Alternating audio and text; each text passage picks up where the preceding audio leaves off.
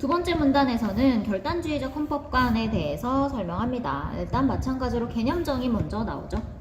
두 번째 결단주의적 헌법관에서는 헌법을 헌법 제정 권력의 근본적 결단으로 보는 관점이다. 그래서 이는 주권자인 헌법 제정 권력자의 의지를 강조한 관점이라고 하네요. 그래서 헌법을 제정하는 권력을 가진 사람을 주권자로 보는 거죠.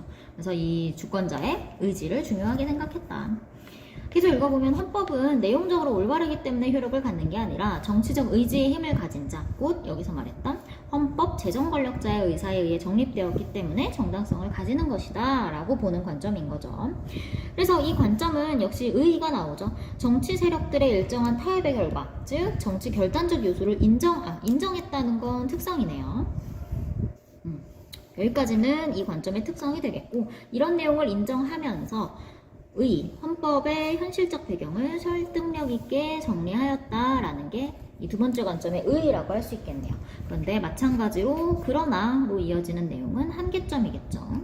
그러나 갖는 한계점은 헌법의 규범성을 경시했다는 것. 첫 번째 이 관점이 헌법의 정확성, 엄격성 이런 규범성을 중시했다는 거에 반대되는 내용이죠.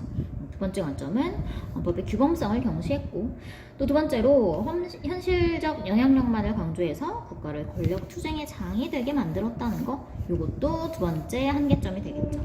또 독재자의 결단이 곧 국민의 의사라는 논리를 만들어서 권위주의적 독재 국가의 등장에 이론적 근거를 제공했다라는 것도 세 번째 한계점으로 지적될 수 있겠네요. 다음으로 넘어가서 마지막 세 번째 통합론적 헌법관에 대해서 읽어보면 이 세 번째 관점은 헌법을 국가 통합을 위한 법질서로 보는 관점이다. 국가 통합을 중시한 관점이네요. 그래서 국가를 완전한 통일체로 보지 않고 지속적인 갱신의 과정으로 보았다. 갱신, 이런 것들이 이 세 번째 관점의 키워드라고 할 수 있겠네요. 통합론적 헌법학자들은 적대적 정치 세력으로 분열된 국가를 새로운 통일체로 형성하기 위한 도구로서 헌법을 인식했다. 그래서 헌법이라는 공감대적인 가치를 바탕으로 국가의 통합을 실현하고 촉진하기 위한 것이라고 보았다. 이게 통합론적 헌법관이죠. 그래서 이 관점은 헌법을 완성물이 아닌 하나의 과정으로 바라보면서 여기까지는 특징이겠네요. 완성물이 아닌 하나의 과정으로 바라보았다. 그래서 오늘날의 민주주의적 상황과 다원적 산업사회의 현실을 효과적으로 설명했다라는 게 이 세 번째 관점의 의의라고 할 수 있겠고요. 그러나로 이어지는 내용이 한계점이겠죠.